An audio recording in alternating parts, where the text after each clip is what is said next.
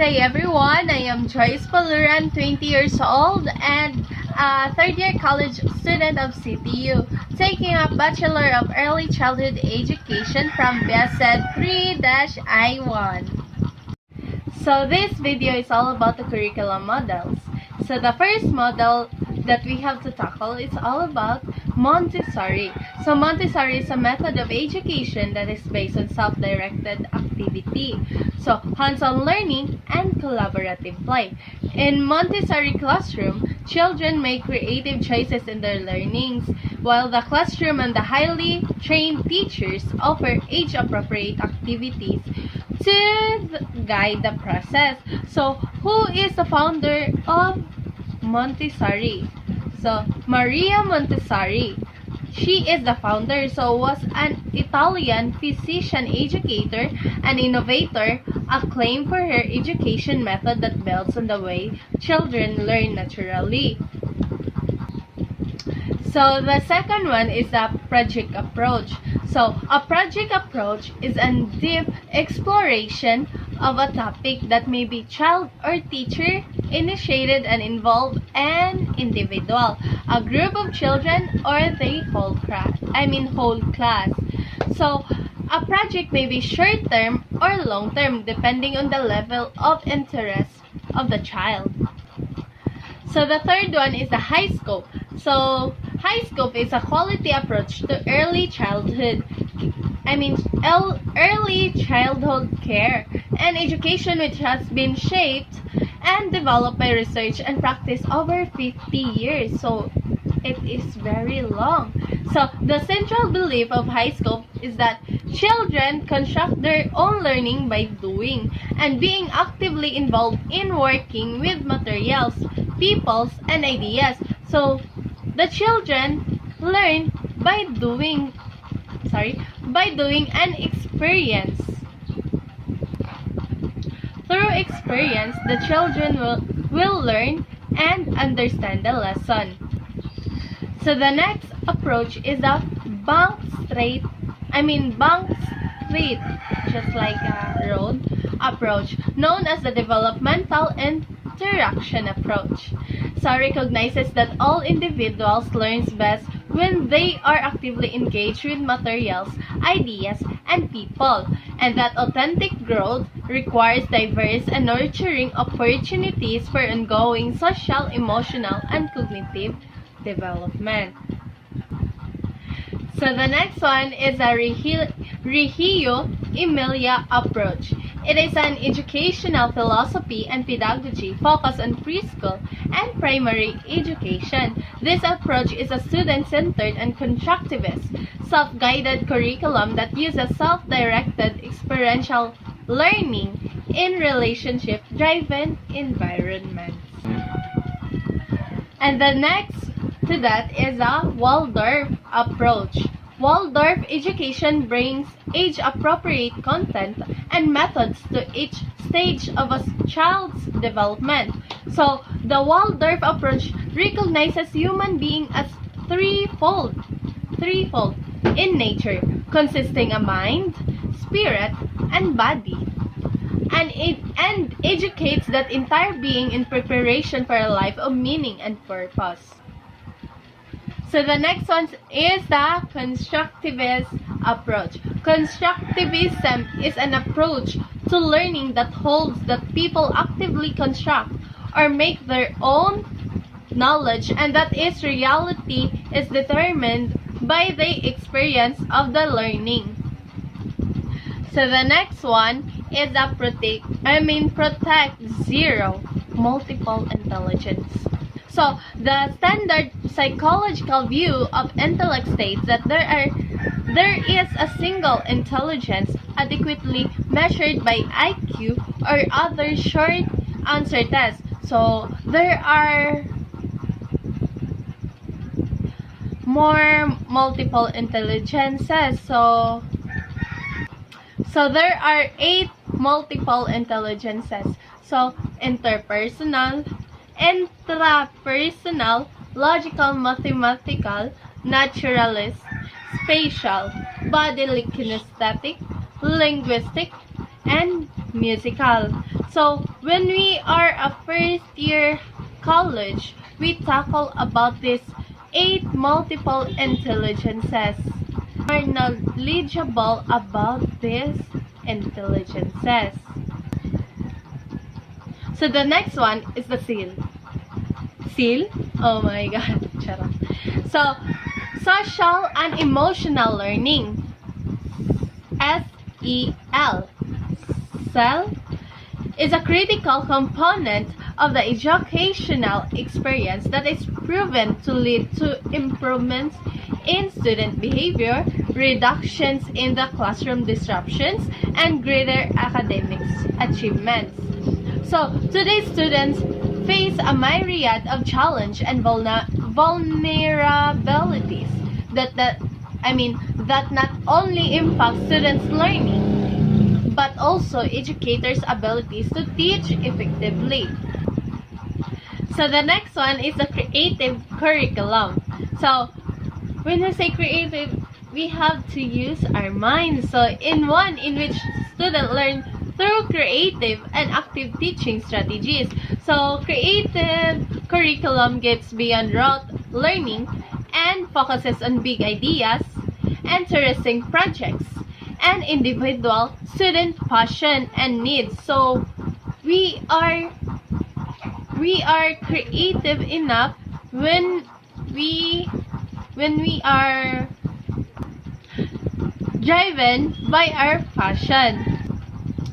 So the next one is the parents and parents as teachers. So as a parent, you have many opportunities throughout any day to influence the teach of your children. So sometimes that you can happen deliberately, like when you show them how to tie their shoes. That's the first example. Or it can happen unintentionally, as your child observe you doing things. So like paying a cashier at a store for something you just purchased. So the parents should be the role model for the children, because the children will follow how the parents act. So the next one is a model appropriate behavior. So what you do and how you behave as an adult tends to be the biggest influence on how your children act. So they are watching and learning from you every day. You can use this fact to help instruct your children. So for example, if you want to teach your children the importance of treating people kindly, so let them say thank you or please, because that's the good manner that children will learn. So happy, or HIPPY, home instruction for parents and preschool youngster. So long before they start school, children naturally engage in exploration, play, and learning from their first and most important teacher. Most important teachers are the parents. So through Happy, the classic home-based preschool education program, parents acquire new knowledge, confidence, and skills which build on their capacity to teach and the child to learn, and so they love it to do it. So the next one is the left frog. So the purpose of left frog is to complement classroom phonics learning. So when we say phonics, it is the sound, right? So phonics both helps students focus on building awareness of sounds, letters, and letters combinations make, and manipulating those sounds, so-called phonemic awareness. It is the building block to reading and spelling success.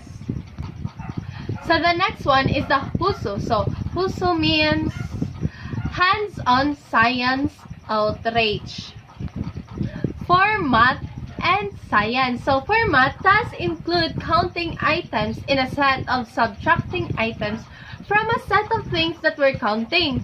So sorting and classifying activities includes matching games, and putting items in order for longest to shortest. So in a science, we are looking at very basic beginning skills. So to build a foundation for children's future science learning, some examples are building skills to explore and observe. So being observant is very important for learning because you can learn through observing and you can observe through the learning, right? So the next one is the anti-bias curriculum. It is an approach to early childhood education that sets forth values-based principles and methodology in support of respecting and embracing differences, and acting against bias and unfairness. So anti-bias teaching requires critical thinking and problem solving by both children and adults. So for this curriculum, it's not only for children but for adults. So for the next one is the open court reading. It's a reading program from grades kindergarten to 6 that is designed to teach decoding and comprehension, inquiry, and writing in a 3-part progression. So part 1 of each unit, preparing to read, focuses on phonemic awareness, sounds and letters, phonics, fluency, and word of knowledge.